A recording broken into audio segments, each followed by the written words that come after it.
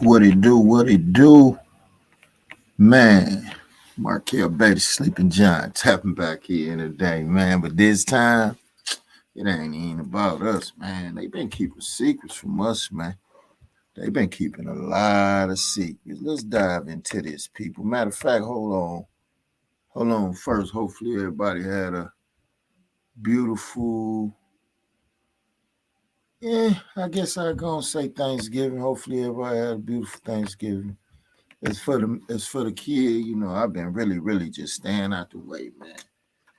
Pouring up this good ice water. I want to get into this, man, because this is getting serious, man. And once again, before I start this, I want to say, all praise to the Most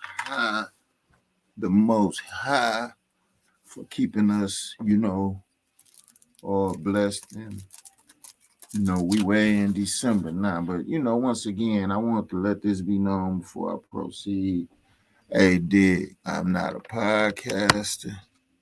You dig? I'm not a content creator. As for all y'all been following me, I've been hearing y'all come up to me talking about why. Hey, listen, I had to get y'all motivated for the summer, baby, but I can't carry and walk y'all hand through this. You dig? Yeah, man, must. You dig? I only can give y'all so much. But hey, this is business, man. Shout out to everybody. But man, listen, did y'all know this? That our city, I hope y'all tuned in, was called Skull Island. Let's get on this, man. Hopefully everybody can hear, man, and just ride with me for a minute.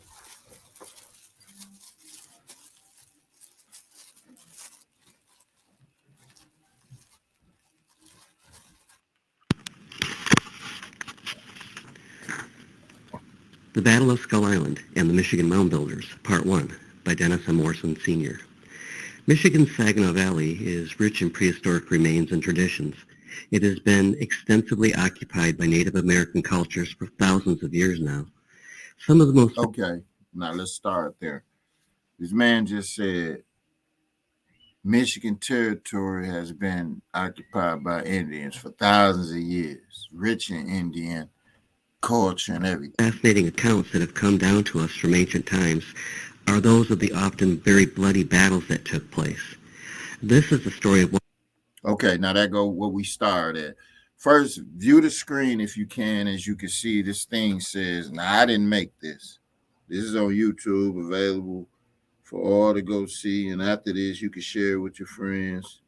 This thing says, The Battle of Skull Island, Native American Michigan History, Saginaw, Michigan. And the guy just said that what Saginaw is known for was some of the very bloody battles that took place in that territory. Now let's just keep it rocking.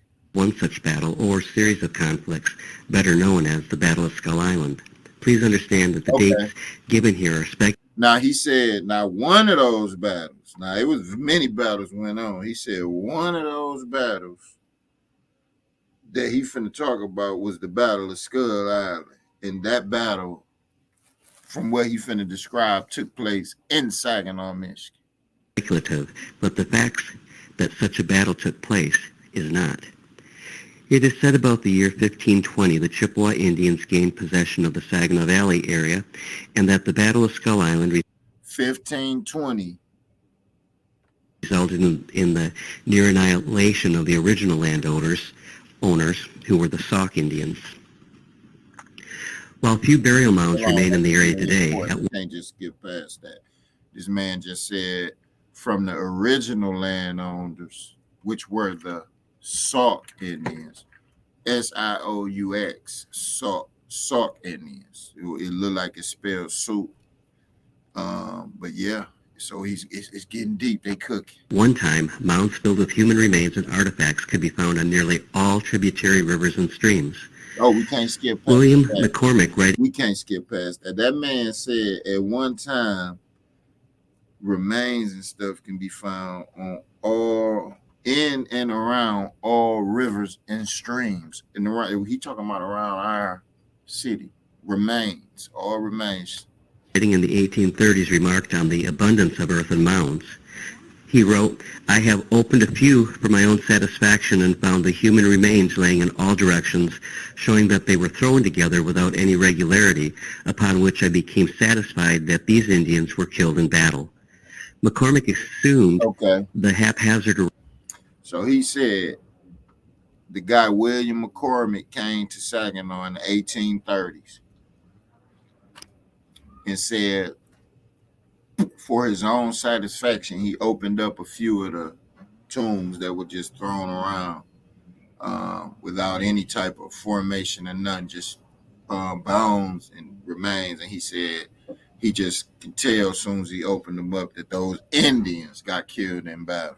Let's proceed.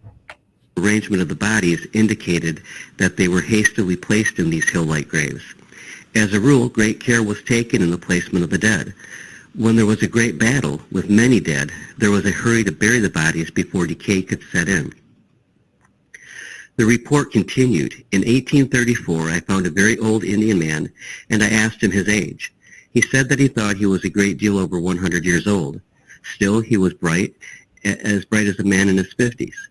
I asked him about the mounds and the battles, and he said that he could tell me about them as they were handed down to him from his grandfather, who was very old when he shared them.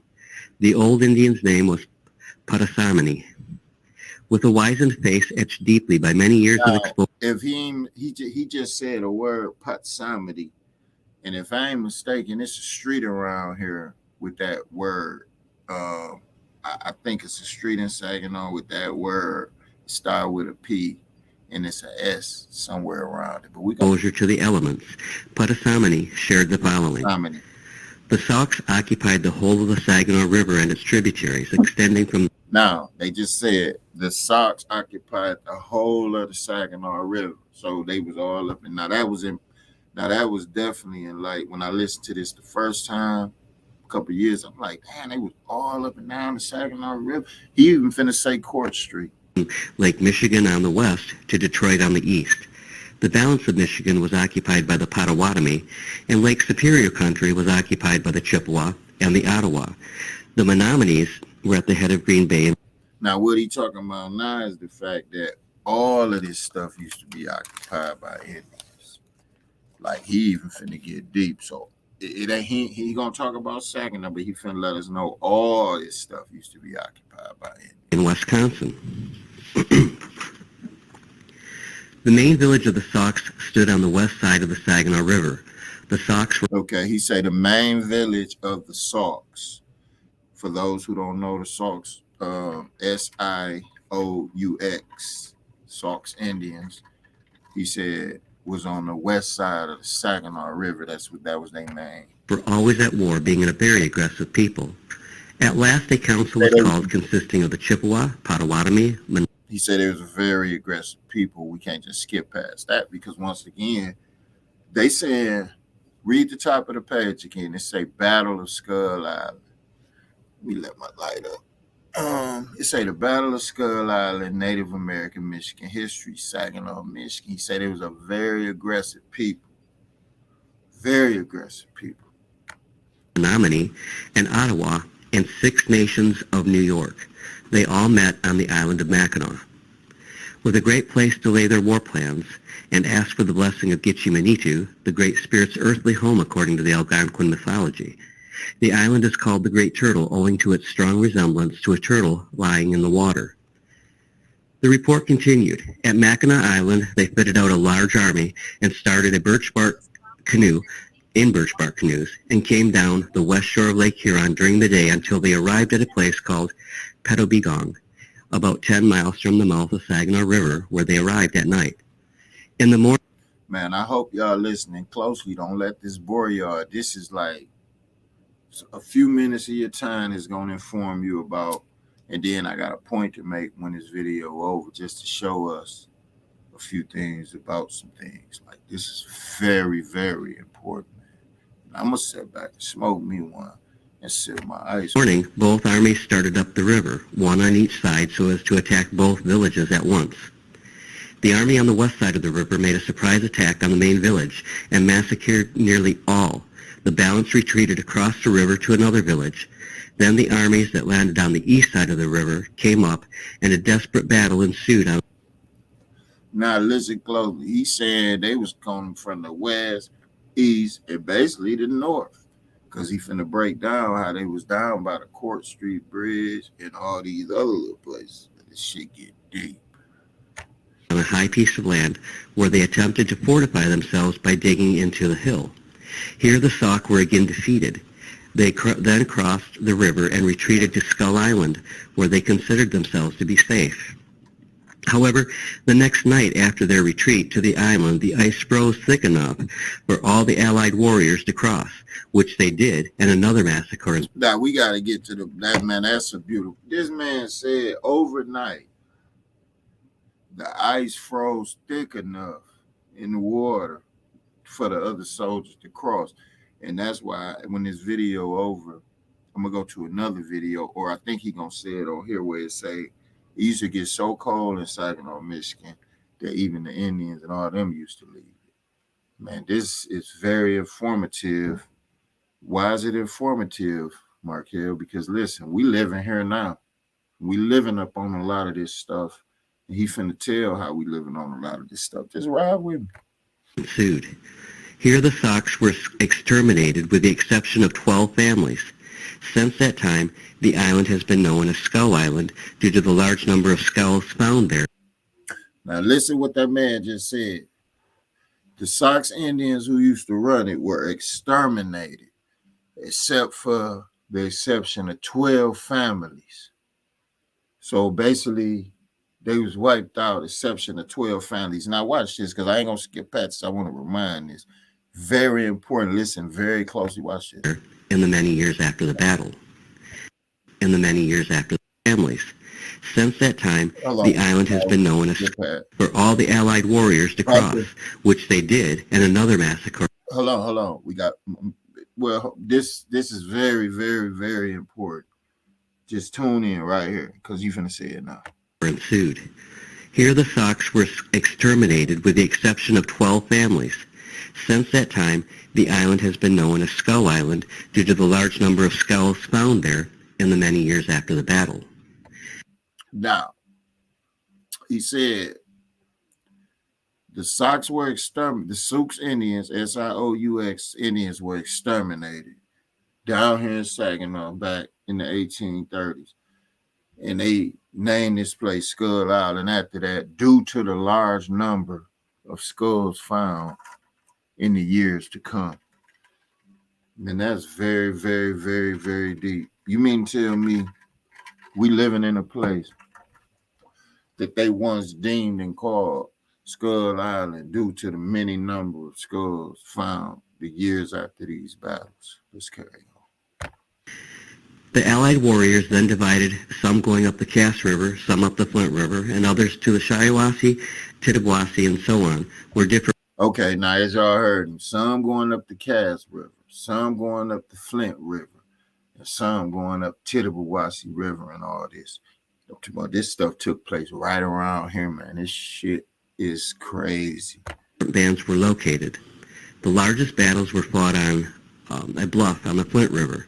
A reinforcement from Detroit met up with the Allied braves there. They came down the river. So now you see what he said. The Flint River and the Detroit River allies, some kind of way they went to going that way, getting it in. But, once again. And fought one another battle on the bluff about a mile from what is now Flushing. This alliance was determined at all costs to wipe out the warring Sauk. Now, like he said, a mile from what is called Flushing. We all have heard and we know of Flushing, Michigan. This shit took place right around here, man. If you rocking with this video, shout out to you. I hope it's recorded right. I hope y'all can hear this audio clear, because once again, I'm not a podcast. If anything, I'm just here to bring messages. That's why you might have not been seeing me that much on the internet, man. Listen, Facebook and none of these other places can't entice me with no pennies to make buffoonery and coonery content for my people. I rather sit back like I done. It's December 6th. Blessed month.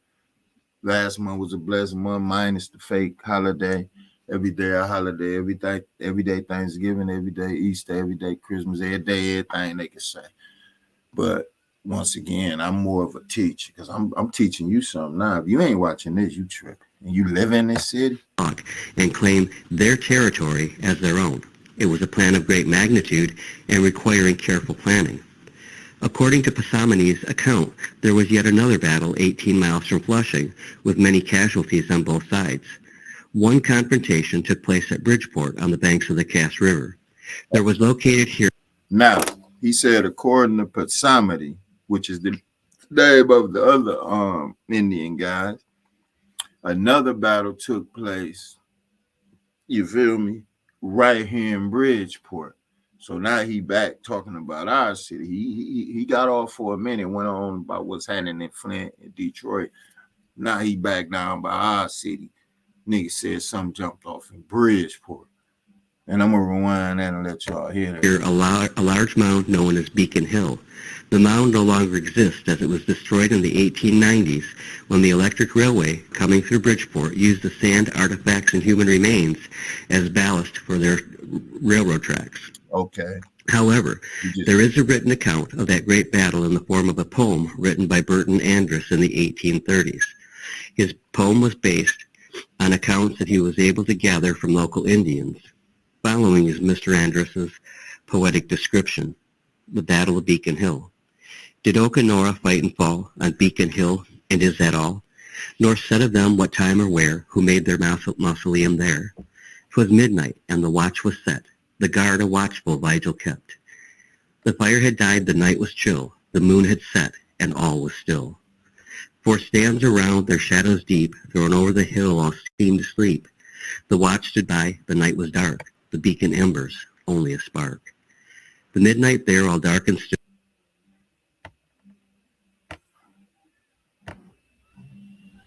Okay. We're going to stop there for a minute. But not really, because I might have skipped past something. But did y'all hear what he was saying? Let me just click out of here for a minute. Let me click out of this whole thing for a minute. And go back here. Did y'all hear what that man was saying, man? I want to stop that right quick and just let y'all know. Did y'all hear everything that man was saying? This man said some amazing stuff. Now, these is accounts from people who basically was there, you dig, and showing the stuff to us. Once again, we gonna get back to it right now because we gotta go back to our part. But listen. All night the conflict rages, with hundreds dead and wounded shrieks. The Tawas fled to boats they run, the Hurons in the stream they plunge. Is that all? Nor said of them what time or when. His poem was based on accounts. Okay, so this is the poem by one of the guys who witnessed and saw what was going on, and he just choosing to split his, you feel me, this that he was able to gather from local Indians. Following is Mr. Andrus's poetic description, the Battle of Beacon Hill. Did Okanora fight and fall on Beacon Hill, and is that all? Nor said of them what time or where, who made their mausoleum there. 'Twas midnight, and the watch was set, the guard a watchful vigil kept. The fire had died, the night was chill, the moon had set, and all was still. For stands around, their shadows deep, thrown over the hill, all seemed to sleep. The watch stood by, the night was dark, the beacon embers, only a spark. The midnight there, all dark and still, with beacon fires round the hill, the watch's war whoop fiercely cries, 3 arrows pierce him, and he dies. In light around without a stream. Hold on, man, I'm gonna have to pause that right quick. Hey, for you niggas who think y'all rapping, boy, that boy flowing. That boy flowing, listen to that. The Huron braves were plainly seen, and from out rude forms there quick arose, and 2,000 braves rushed on their foes. The Hurons and the Tawas scream, the spears and knives and axes gleam. All night the conflict rages, with hundreds dead and wounded's shrieks. The Tawas fled to boats they run, the Hurons in the stream they plunge. The spearmen strike in the... Hey, don't let this poem bore you. Just listen to the poem and he finna get back to, the news about the war. But what he breaking down is how someone who was there feel. Same way with if you read my book. You getting from an account of somebody who was there and getting to see how we feel about it instead of just somebody who heard about it. This is a poem from somebody who went, got testimonies from the Indians who was involved, and he telling you how they feel. waves, 2,000 Hurons found their graves. The remnant on The the man said 2,000 Huron Indians found their graves. Wow. southern bank pursued their foe in broken ranks, who fled with many scars and fears and never came back for many years. The oldest braves still will say 2,000 Hurons fell that day. They lost their old Chief Gray, the eagle of the northern bay. Now he said they lost their old Chief Bay, the eagle of the North. Man, if y'all get time, rewind this because that's testimony from somebody. This they felt that. You feel me? And peace be unto them Indians, them Native American brothers. And once again, some of us, especially those of y'all who here, need to definitely dig into your history because it's deep. After these devastating series of attacks by the Allied tribes against the Sauk were pretty much exterminated except for the 12 families that I mentioned previously. A council of the Allies was held to decide what was to be done with those remaining. Some were kept for torturing and killing. Still others were spared for some reason.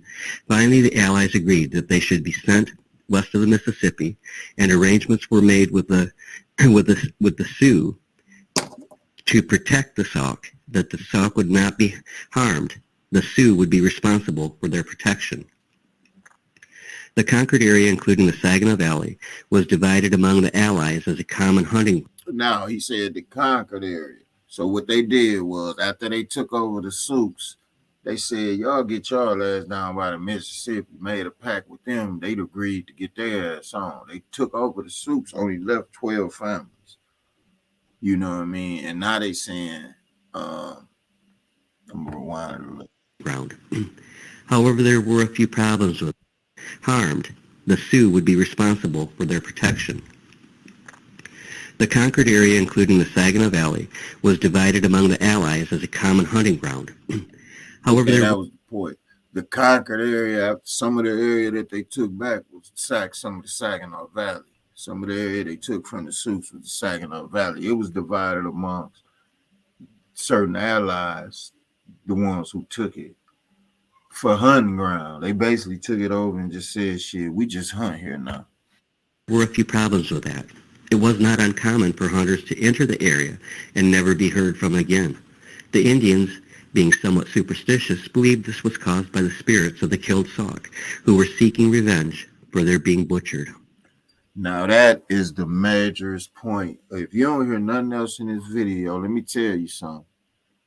So we just not living in Saginaw. We really don't know this city. Like my mother, bless her soul, my grandmother, none, they moved here in the 70s. I was born in Helena, Arkansas. I moved here in 1977. Prior to that, I know a lot of our families and mothers and fathers lived in the South. They really ain't familiar and don't know what went on up here. When they see this video or hear about it, it still wouldn't register with them how serious this is because this was prior to them even coming here. I might even break down about how this took place in the late 1800s on up. A lot of us came here in the 1900s. 1900s only mean 1970 something, 60 something, 40 something, whatever. So the Saginaw Valley, they divided that up. But I want to go back to this other point. The Indians, they divided it up and used it for hunting grounds. Only thing was the Indians prior to them taking over believed that if you go hunting, you would never be found again due to the many Indians that had already came up missing. So I'm gonna let him say it again, but I want to let you know something. By us still living here, We living on territorial ground. What if they believe that it was spirits that's tearing people ass up here? We still living here. But just listen to this again. What had in fact happened is that a few from again. The Indians, being somewhat Right. superstitious, believed this was caused by the spirits of the killed Saul. However, there were a few problems with that. Okay. So he said they took over their land for hunting grounds after they ran them off. But when he finished say that there was a few problems with that. Watch this. It was not uncommon for hunters to enter the area and never be heard from again. He said they took over the land for hunting, but it wasn't uncommon for hunters to enter the land and never be heard from again. So basically, they bit off more than what they can chew fucking with other people's shit.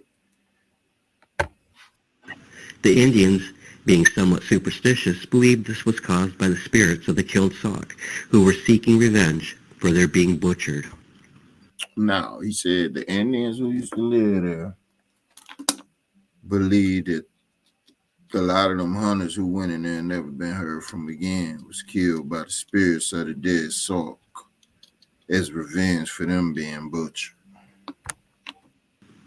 What had in fact happened is that a few Sauk had escaped the attacks and were killing the hunters in retribution for their own stunning losses. Okay, did y'all hear what that nigga just said? He said, but what had happened? So when they thought they ran them off, a few of them was so smart and so on their game, they had escaped. And every time they go hunting, they was picking them off as they go hunting. So the Sauk's Indians wasn't no hoes. The following is again from William McCormick's account. Tundugong, an Indian who died in the 1840s, told me that he had killed a Sauk while hunting when he was a boy, and that had been over 80 years ago. And up to a few years ago, the Indians still believed there were Sauk in the area. They had claimed to see the places where they had made fire and slept. I have known them to get together and not hunt for several days for this very reason. I used to laugh at them, but it was to no avail, as you could not make them believe otherwise. The great conquered hunting land was considered haunted, and very few Indians came there to hunt, even though the game was very abundant. Now, when he say the great hunting land, I want y'all to know something. He talking about our area. Because basically, before they tore it down and cut these trees down and built these little neighborhoods, Saginaw, I done some research on Saginaw a few years ago and found out that it was big on lumber. You know, this city was founded on lumber yards and stuff.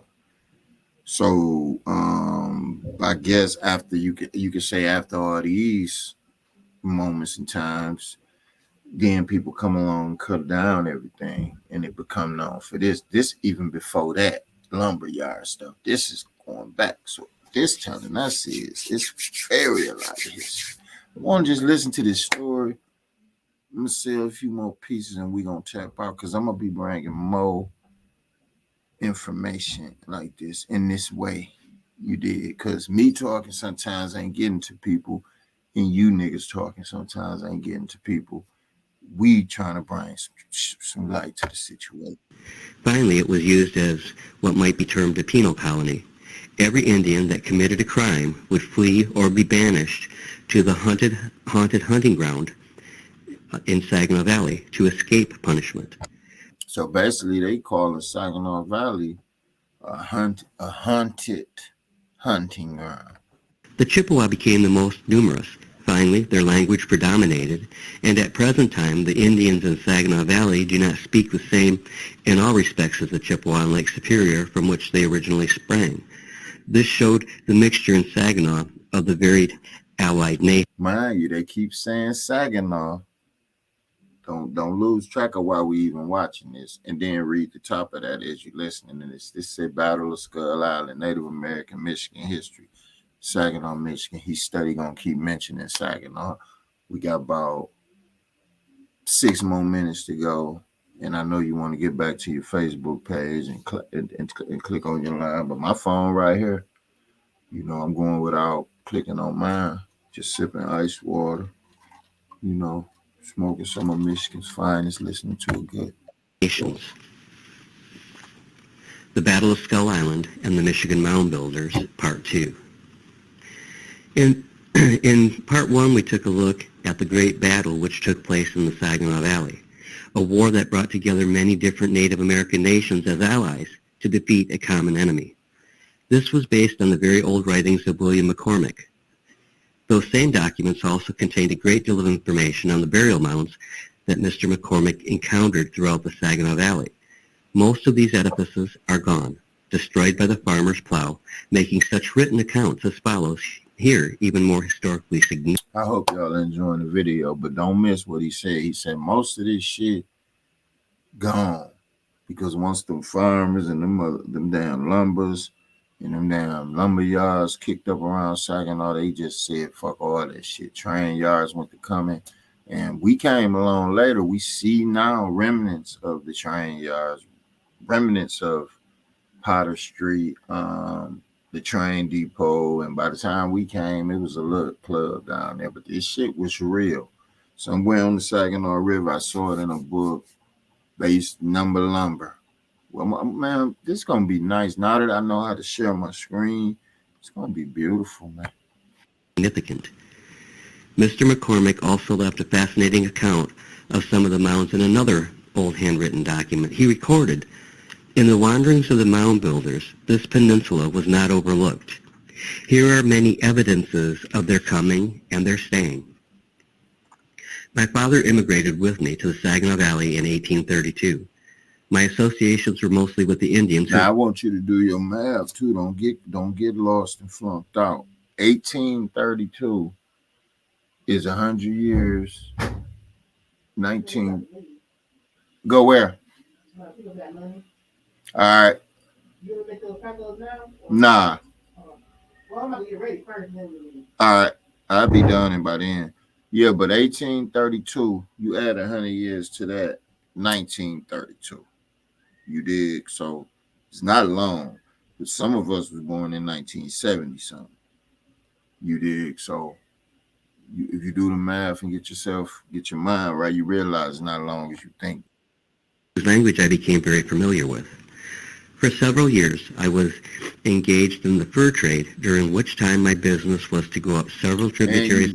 Don't let that slip past you. It was fur trades going on around here too. See what I'm gonna dig into. I'm gonna get into the history of Saginaw, and I'm gonna bring some more important stuff. I might be doing this all day.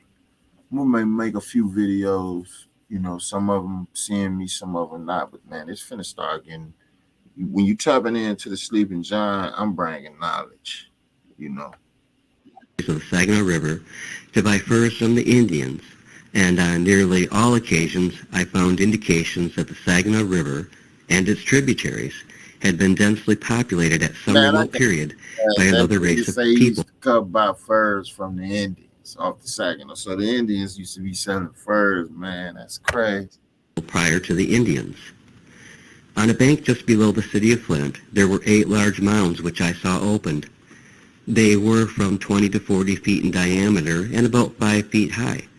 When opened, they were all full of human bones, all of which were in a better state of preservation than any mounds I have examined. We found one shin bone with an arrow embedded in it and broken off, showing... So he's saying the word mound mean it was just like open out graves. I didn't say he opened up a mound found a shin bone with an arrow. So a lot of them was killing each other with arrows and bow and arrows. They weren't even shooting guns. That was part of the leg of a person killed in battle. We found no implements but some pieces of flint. The bones indicated a larger race of people than the present Indians. We now proceeded down the Flint River until we came to the high bluff 1 mile above the village of Flushing on the Bailey farm, where we examined mounds at that point which I shall designate as the Bailey mounds. I first saw these mounds in 1833 or 1834. At that time, this farm was one dense forest land. I think there were about 20 mounds, both great and small, some 40 feet in diameter and 6 feet high, with pine trees growing on the top of them, as large as those in any part of the forest. We found in opening the largest one that it was full of bones. The skeletons did not appear to... Man, when they say mounds, they talking about... That nigga just said 40 feet in diameter and 6 foot wide, meaning and they using the word mounds to describe open just graves, bones in that joint. To be arranged in any particular order, but appeared that the bodies had been thrown together before they were buried, indicating that they had been slain in battle. Such a haphazard arrangement of bodies would seem to indicate a hasty burial. It seems that most often the case was to give great care to the preparation of burials, particularly with the orientation of the bodies. In large battles, such as that related in Part 1, it would be necessary to quickly bury the dead to stop the onslaught of stink and disease. So they was in the process of learning how to bury the dead fast before they get to decaying. So they just throwing all these bodies together. Then eventually they turn it into bones. That's where it gets spooky. He finna tell us why they call it Skull Island. To continue, the bones were too badly decomposed to find any marks of violence on them. Subsequent events in the after years have confirmed my belief that this once populous race of Saginaw Valley had been exterminated by another race of people. From the Bailey Mounds, we still excited. So he said one race of people wiped out another race down here in Saginaw. And we know who them races is. We might not even get to our opinion about on this video. In fact, when this video over, it's just over. And when I tap back in, I'll have some more information. We were still excited to resume our exploration down the river. At several points, always in the elbow of the river, and always on the bluff where you could get a good view up and down the river, there would be 2 or 3 mounds, but not of so large dimension as those above until you reach a point about 12 miles below. There, contrary to the customs of the mound builder, you find on the east side of the river and on the flat nearly 100 graves, which tradition says are those of Indians, all of whom died in one day and night with sickness which the Great Spirit in his anger had sent among them. This must have been some epidemic, for we know that the Indians have had smallpox or other contagious diseases amongst them, and they all flocked together at such a time. In their tradition of this incident, they say it was their own nation that occupied these mounds and not the mound builders. Here then we might very well be the first record of a pandemic-type scenario to hit the Saginaw Valley. Flocking together as the people are reported to having done would certainly do nothing to stop the spread. Of course, it would in fact spread the illness much more rapidly. Oh yeah, so now he getting into saying that a lot of them pass from illness. So everybody didn't die from war, and now it's getting to the, we down to like 2 minutes left. He's saying a lot of these folks, it will start being evident that a lot of them died from illness. Some 10 miles further down the river, having seen only a few small mounds, we came to the old Indian fields, now the Ross Farm, but formerly the residence of the old pioneer, James McCormick. He wrote, "This land was given to them by the Indians. Here there were 4 large mounds together in the elbow of the river on the bluff, like the Flint and Bailey mounds. Several more lie on the flat below. The bones in these mounds were very much decomposed, especially those on the flatlands. When these bones were exposed, they crumbled to pieces. This was no doubt owing to the difference of soil, the ground being much lower and subject to flooding every spring." Okay, so this is what he's saying. He said, when these bones get to the point of decomposition, they crumble up and just turn to like rock dust. You feel me? I'm gonna rewind that a little bit, but it makes sense to me, and you will catch it in a minute. We plowed up in those mounds a great variety of stone implements with difference of soil, the ground being much lower and subject to flooding every spring. And then the bones in these mounds were very much decomposed, especially those on the flatlands. When these bones were exposed, they crumbled to pieces. This was no doubt owing to the difference of soil, the ground being much lower and subject to flooding every spring. We plowed up in those mounds a great variety of stone implements which were carried off by curiosity seekers. This ends Mr. McCormick's fascinating account, which gives a rare glimpse back at cunning planning and implementation of a very bloody battle as well as a first-hand look at the mysterious burial mounds that dotted the landscape of the Saginaw Valley, most of which have now been laid to waste. It is sad that we walk over these sites daily, and that the progression of human history has pretty much eradicated any trace of what happened or of what was there. Now, what he said it's sad that we walk over these sites and daily with no clue in history of what took place. Now, in our case, we drive over these sites, we shop over these sites, we party over these sites, we walk over these sites, we shoot basketball over some of these sites. Some of us live on some of these sites. So I'm gonna rewind that a little bit. We almost out of here. He said it's sad they walk on. We History has pretty much eradicated any trace of what happened to curiosity seekers. This ends Mr. McCormick's fascinating account, which gives a rare glimpse back at cunning planning and implementation of a very bloody battle, as well as a first-hand look at the mysterious burial mounds that dotted the landscape of the Saginaw Valley, most of which have now been laid to waste. he finna get to it. Ride with him, man. And he just said like most of this stuff been laid to waste. So you ain't finna never see no clue. You never even thought about no stuff took place like this around where your kids playing and the Veteran Memorial Highway and all this stuff. It is sad that we walk over these sites daily, and that the progression of human history has pretty much eradicated any trace of what happened or of what was there. And he right, it is sad that we don't got no clue. I'm 40. I just found out about this a few years ago. I never had a way to really share it. And then today I just had an idea because once again, I'm not a podcast. I'm not a content creator. I'm a person who want to share stuff that I know. Some stuff y'all ain't ready for. Some you is. We're going to get to this. I'm finna end it. I got something to do.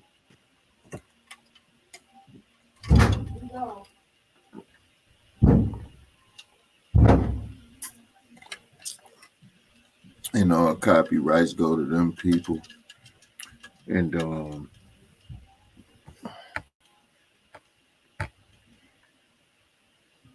that's how that's what it's going down to. So